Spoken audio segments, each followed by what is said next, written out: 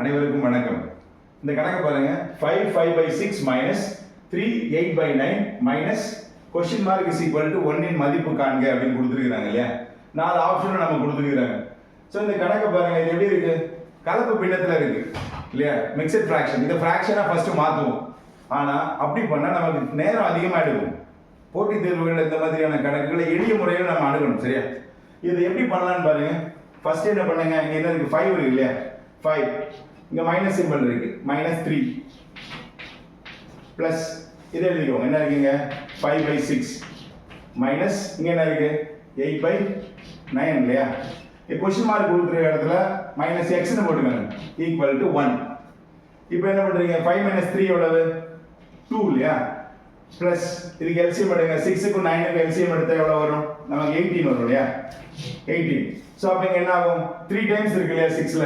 அப்போ 5 3s are 15 minus 9 அந்த 18ல 9 எத்தனை தடவை இருக்கு? 2 தடவை இல்லையா? அப்ப மேல 2ஆல பெருக்குறோம். அப்ப 8 × 2 எவ்வளவு? 16. இந்த x அந்த பக்கம் கொண்டு போயிடுங்க. அந்த 1 இங்க கொண்டு வந்துருங்க. இங்க +1 இந்த பக்கம் வந்தா என்ன ஆகும்? -1 ஆ மாறும் இல்லையா? -x அந்த பக்கம் போச்சுனா +x ஆ மாறும். இங்க ஆல்ரெடி 2 இருக்கு. சோ 2 - 1 1. இங்க என்ன வருது பாருங்க? 15ல இருந்து நம்ம 16 கழிச்சா என்ன ஆகும்? சின்ன நம்பர்ல இருந்து பெரிய நம்பரை கழிக்கும் போது மைனஸ் சிம்பிள் வரும் இல்லையா? அப்போ -1/18 இல்லையா? Equal to x.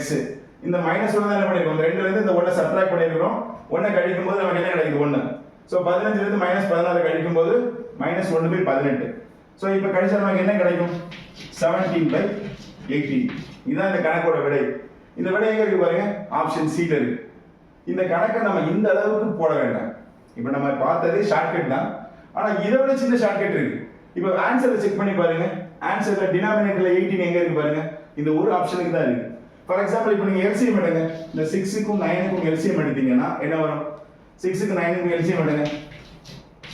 எடுத்தீங்கன்னா